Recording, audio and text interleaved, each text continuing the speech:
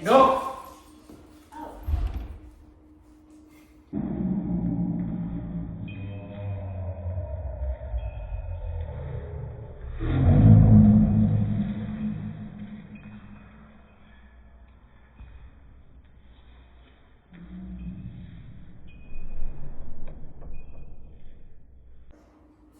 Part two on meeting on the street. We did part one, and part one was, if you watch the clip, it's about the handler marking those boundaries towards marking that boundary for the human, the stranger, and that's what we did. It was very specific on this side, and then for the stranger. So those boundaries were very clear. If you haven't watched the clip, watch it. Part one. This is part two. What we did right here, we did exactly the same thing, same skills. The handler saying no, marking that boundary, and but this time, instead of being for the stranger, the human being, it was for our dog. This is interesting. You see this behavior right here? So I want to make something very clear. So what we did, the boundary, if you notice, well, you are going to notice, is that he was surprised. He was surprised. And he was a little uncomfortable about the situation. It's okay if your dog is uncomfortable. So making your dog uncomfortable a little bit, I didn't even touch my dog. I just said no firmly, and I marked my boundaries. The thing what you need to think about is that he wasn't expecting it. So yes, he was a little uncomfortable, but he did exactly what you would expect, backing off. So he backed off. He noticed that he wasn't welcome in my space. So yes, he was unsure. He moved back towards his handler or his people, and then so that's sort of like one of one of the two behaviors or other behaviors that you're supposed to see. So he just did exactly that, moving backwards. He kind of like checked in with mom, and he stayed right where he needed to be. So usually you see that behavior a lot. Another behavior that you're supposed to see is that when I mark my boundary and I stay right here with my dog on this side under control, when I do this, I stay there because the behavior you're going to see is that the dog doesn't move. It might be surprised or may not get the point, but it might be hanging around right here.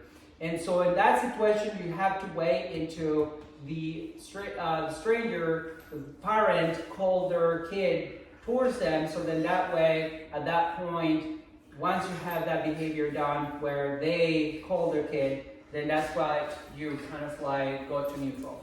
So now, I pointing out the behavior because yes, my dog was uncomfortable, but that's not the end of the world. So he just basically said, I don't know, I'm unsure about the situation. That's all he said. But if you look at him right now, he already moved on. He just shook it off and then says, oh, I get it, boundaries. Boundaries are healthy.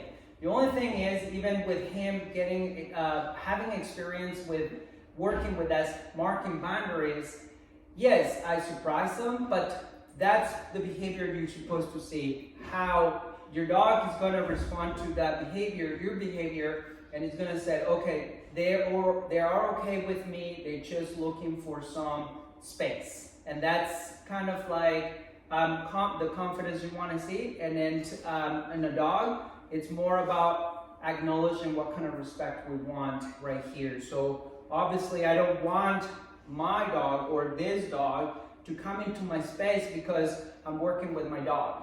And if I'm going to teach my dog how to,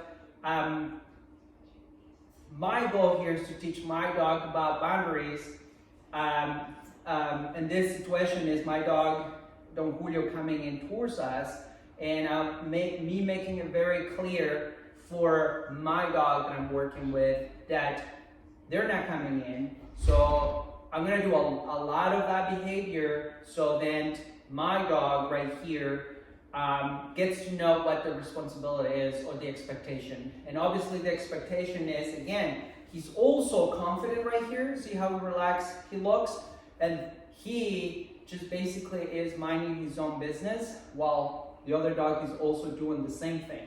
So now, something that to keep in mind is that when you do this, as you notice, I was waiting until Don Julio got really closer to my space and I surprised him.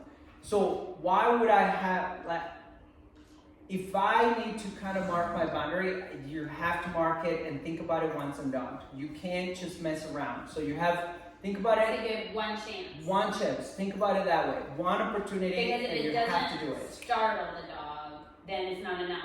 Right. The dog's going to keep going in. The dog's going to move into your space, and then you're just going to struggle. So if you repeat the no many it's not times, as effective. it's not No. reliable. So if it's going to work, it's going to be surprise the dog, and obviously you saw the response, and that's what the energy that you put in there, that's what you're supposed to do. So if you really don't want the dog to enter your space, your no should be that convincing.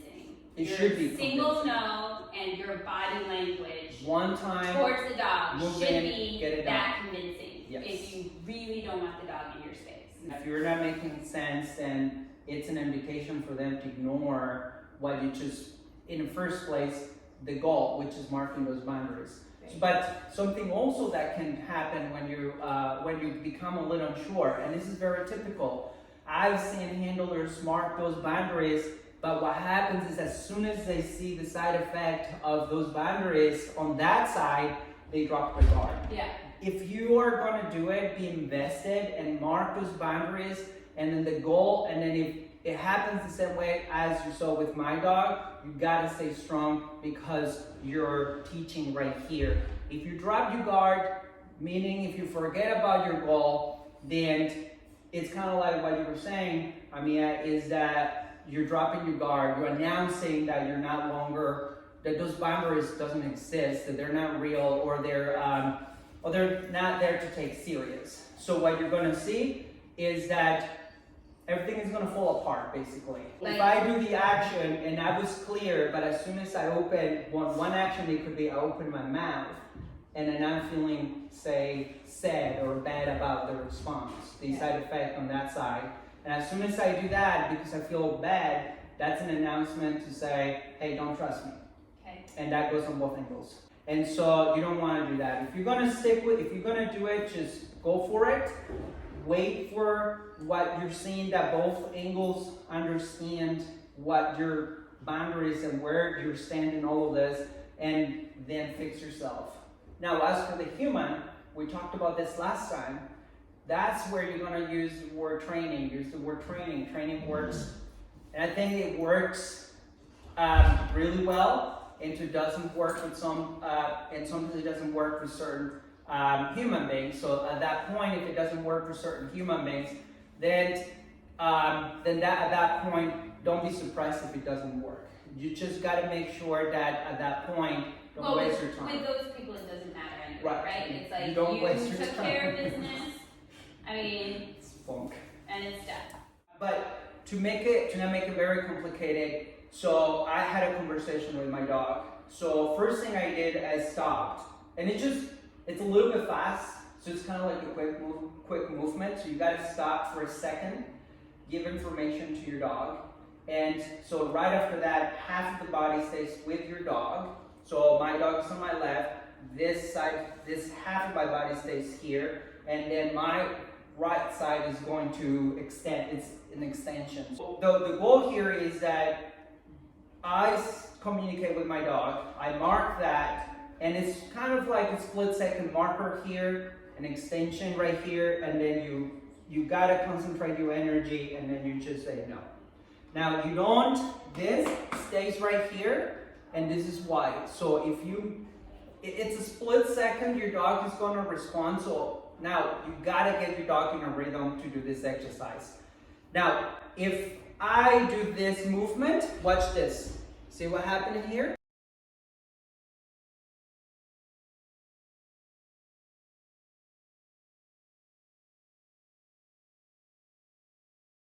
So you don't want that behavior.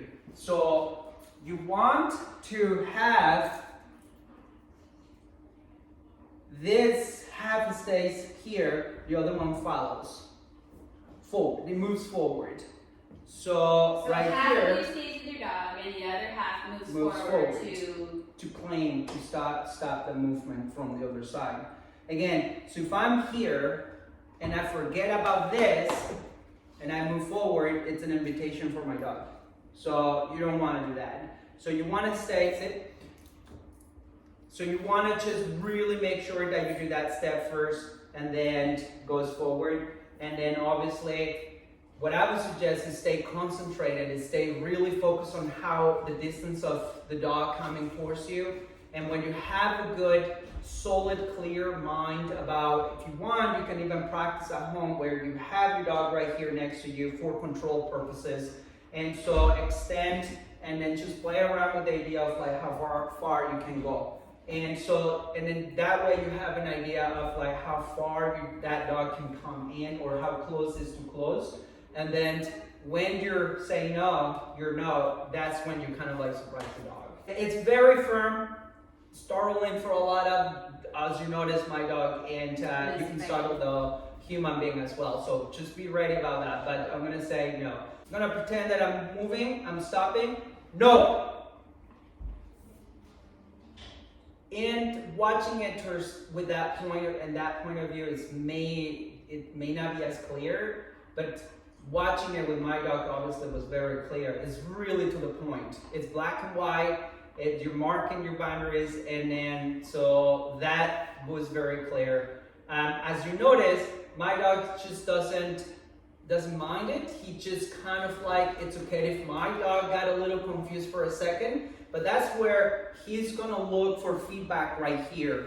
Once the handler on the other side is doing okay and it's neutral, then that's the only thing that matters for my dog, because he said, I'm confused, checking in with mom, he says everything is gonna be fine, and then he just shook it off and move on. And now he's just saying, oh, got it. The only thing that we're doing here is marking boundaries, got it. And so that's confidence, and that's something that you kind of want to see for your dog.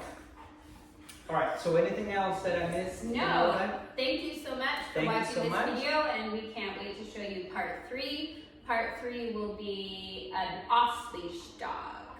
We're excited to show you how these steps can apply in that situation as well, as part of the series. All right. So thank you, Thank you so much. and Have a good take one. care.